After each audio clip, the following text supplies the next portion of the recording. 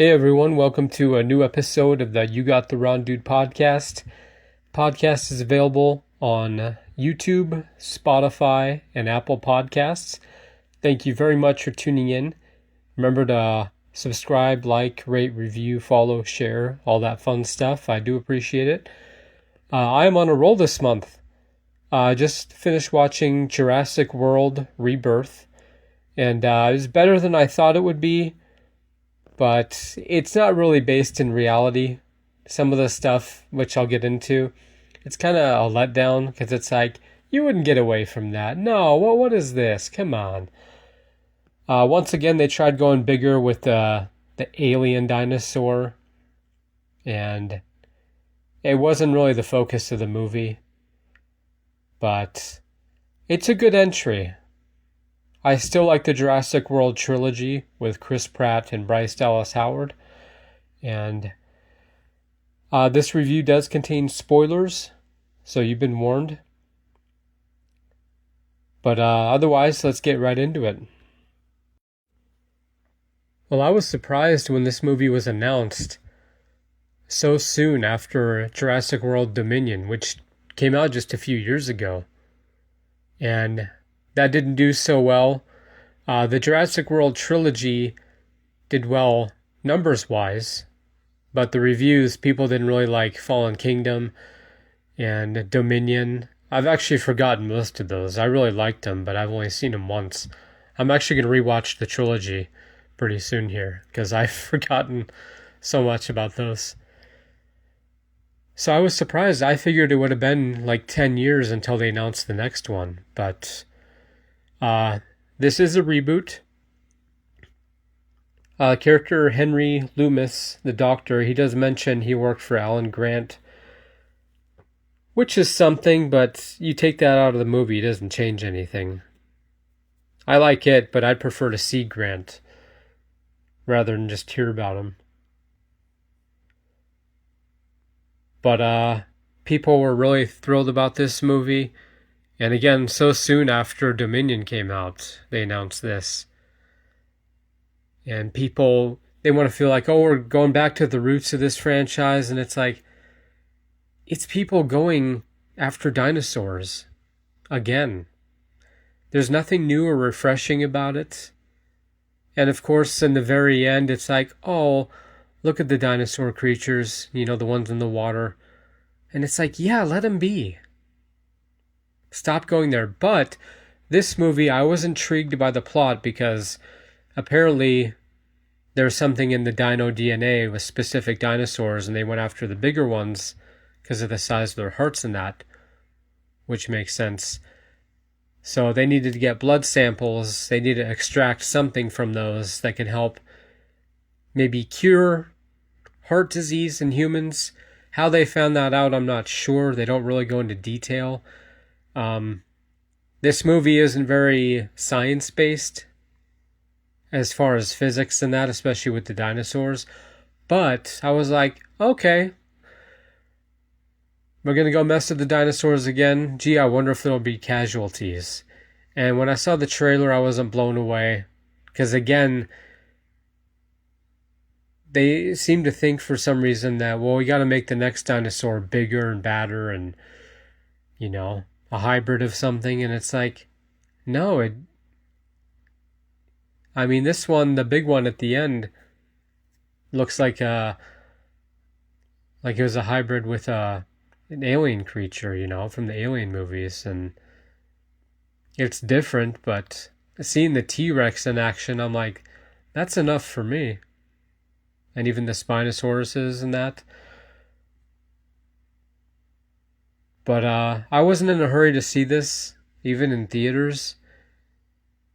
But I like that Gareth Edwards directed it, because of course he gave us Rogue One 10 years ago. But with this, I was like, yeah, I don't know. The fact that the previous two movies didn't do well as far as reviews and that, but they were like, nope, just keep making them. They make a lot of money. And that's true. This one, budget reported around 180 to 225, which is quite an open range. Is it 200? Is it 190, 220? but worldwide made $869 million. And I'm actually hoping there is a sequel because of the ending, which I'll get into. But it's just unfortunate. I wasn't looking forward to this. In the trailer, it's like, well, they got this family involved, and it's like, do you need all these side characters? But I actually really liked this family and was rooting for them. They weren't annoying it or anything. And because, in Jurassic Park 3 with the Kirbys, it's kind of like, I heard a roar. Is that bad? It's like, oh, come on. And this one, the comedy, it's not sure if it wants to be a drama like, oh, the people we've lost in the past. Or, it kind of sprinkle in humor, but sometimes it's like, they're not taking it seriously.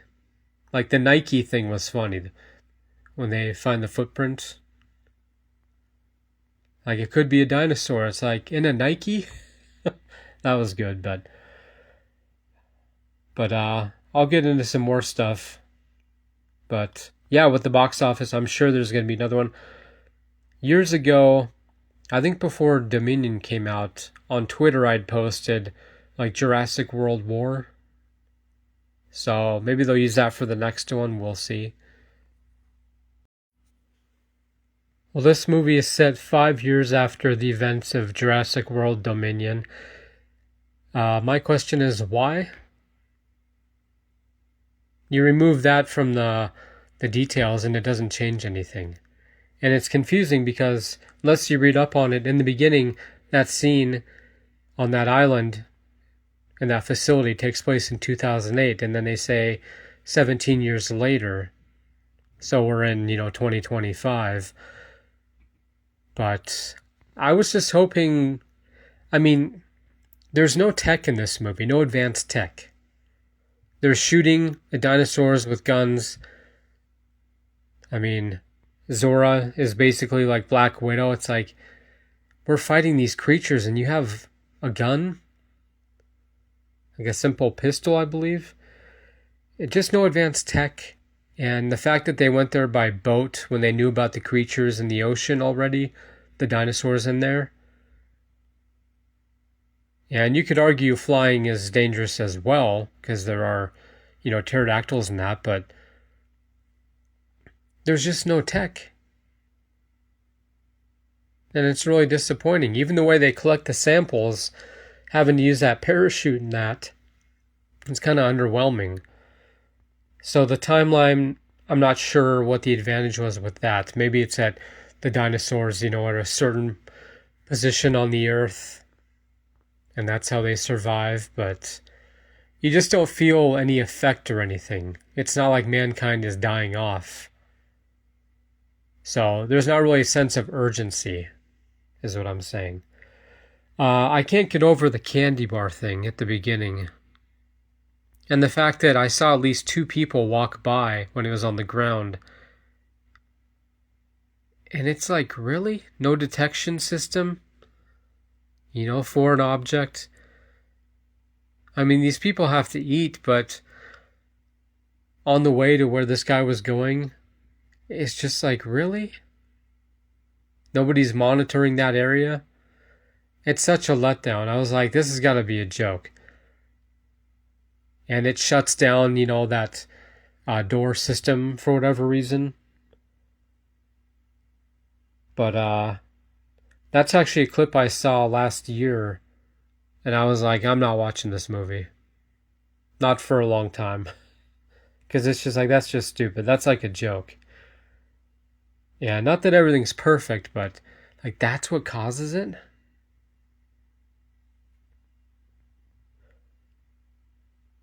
Let's see. Towards the end, Duncan and Henry, when they hear and spot the chopper, I thought for sure they'd be waving their flashlights around to signal the chopper. Instead, Duncan, I thought maybe what are his intentions, just running away? He wants to get the family in that, but it's like, you guys have flashlights. It's just one of those things like it doesn't make sense. It's just bad writing. How are we going to signal them? I don't know. Let's throw these away, though, and go about our business.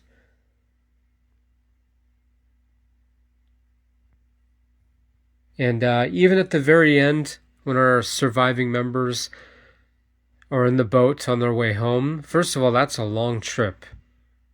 And I believe there was a gas-powered engine. And I don't remember if they had oars in the boat. But you think it's like, we're back in a frickin' boat again. And you're just gonna what, sail home, no problem? It's just so ridiculous. How did Duncan survive? In the end, this is one thing that also bothered me. When somebody's in danger or, being eaten in that, and they keep yelling their name. Like she keeps yelling, Duncan, Duncan. It's like, that's not doing anything. Stop yelling names. This movie is so stupid at times.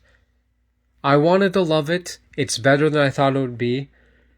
But in the store, the dinosaurs can't break through the doors. They can't open them.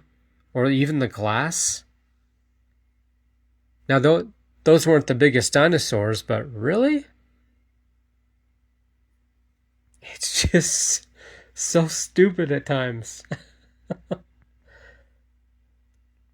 But I just don't understand, the no tech, no advancements, and the timeline in that. It's just like, well, why 5 years after Dominion, But let me know what you think. Leave some comments, and I'll have my links to all my socials and that. But this movie's just so stupid at times. And it doesn't have to be. Apparently, they needed an expert to be like, why are you taking a boat to this place? Like Jurassic Park 3, we haven't learned anything? Well, let's talk about the highlights in this movie. There aren't many, but I was rooting for them when they were collecting and successfully collected the samples. Those are big milestones. And very well done. Again, the tech wasn't there. Because the fact that it had to use a little parachute, it's like, well, that's kind of clever if you're out of options, but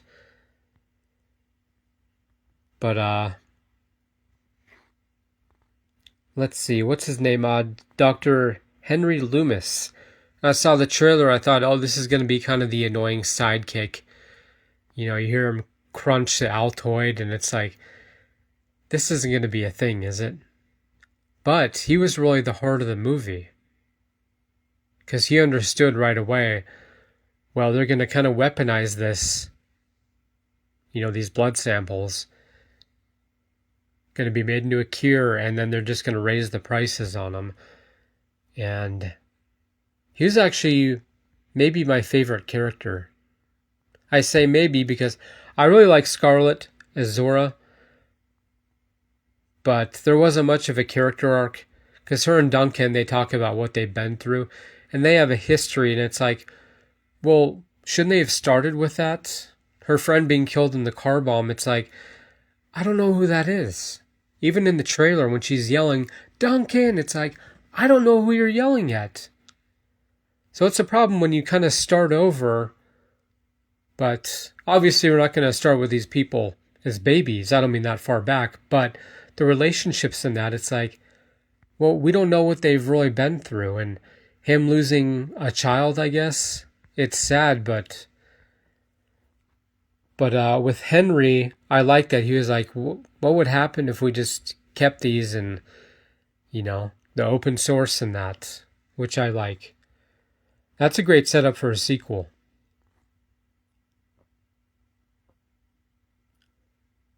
And the action was okay. And that scene, they're all just like, their breaths are taken away by the dinosaurs, interacting in that. And when they collect the second sample, that was really beautiful. And there's a lot of good stuff in this movie. The problem is all the stupid stuff. Because you figure, oh, this team of rebels and experts in that, and then it turns out, well, not really. But there is a lot of good stuff in this. And when they use the music score from the original, I like it, but the music score otherwise is all over the place. It's like the composer made several themes almost. And it's kind of annoying because it affects not the pacing so much, but just the overall tone.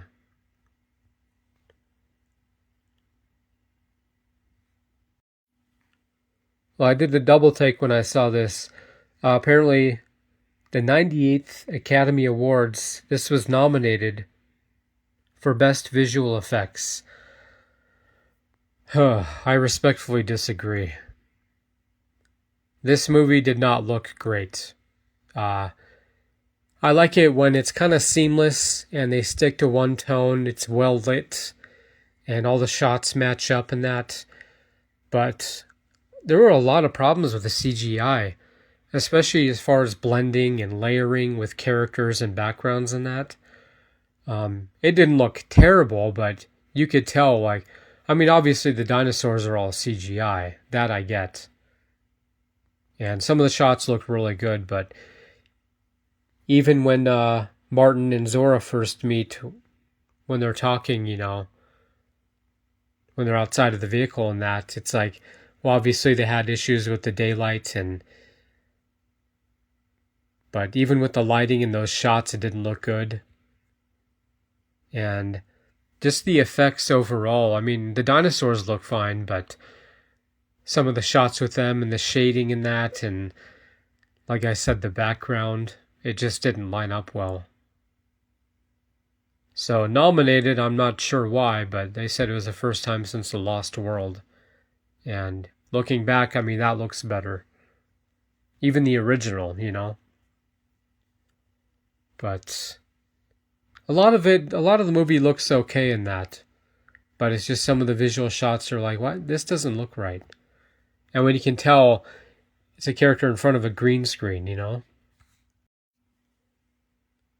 Well, on IMDb, the score currently is 5.8 out of 10.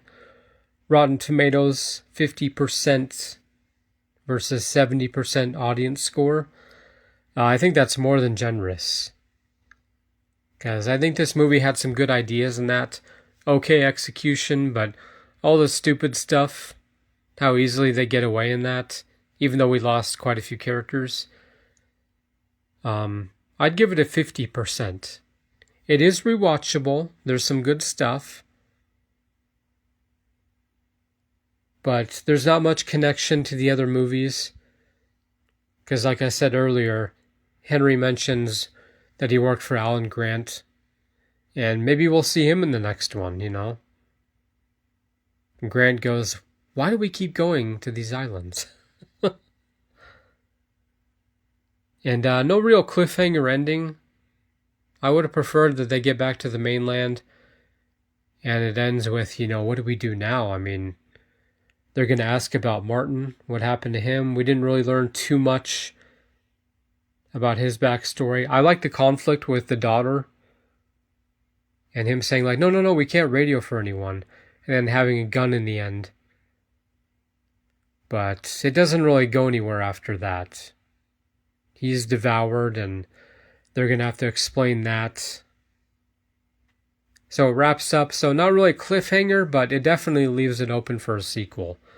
But I think 70% is too generous. And even though there's no real connection to the other movies, it shouldn't have to rely on those anyways. So I don't take away points from that, but... And Rebirth, not really a fitting title for this. Because that's more of like Jurassic World reboot, So I think they needed a different title based on their mission. But they had a lot of heartfelt moments in that. Good connection with... The cast is great. And the story is easy to follow. But I just think there were some missed opportunities in that. And it wraps up and it's just like, okay. Let's go home, I guess. And we have to explain where we've been. Who do we go to? How did you get this stuff? We're supposed to get, billions of dollars, and so if you could just go ahead and wire that over. But of course, you know what a sequel means. it means we're gonna go after dinosaurs again. There's still the ones on the mainland, which people didn't seem to freak out about, because you remember in Dominion, they said we've been living amongst dinosaurs for however long, and like people would just accept that. Turn the TV down. No, you're gonna wake the T-Rex, okay? Go back to bed. So that's the thing with these movies, there aren't really any new ideas. And there's no sense of urgency with this one. But oddly enough, I do want to see a sequel. I want to see what happens. And I do worry that Henry Loomis is not going to be in it.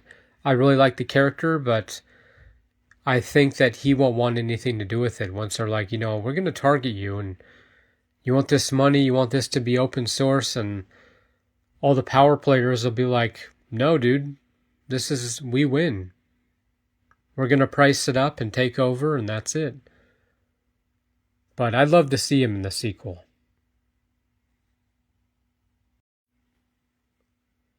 Well, I'm sure we'll see a sequel within the next few years, I'd say.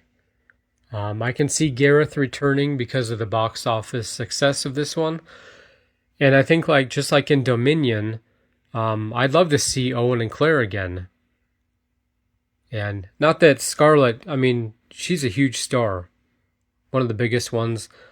Maybe the highest paid actress.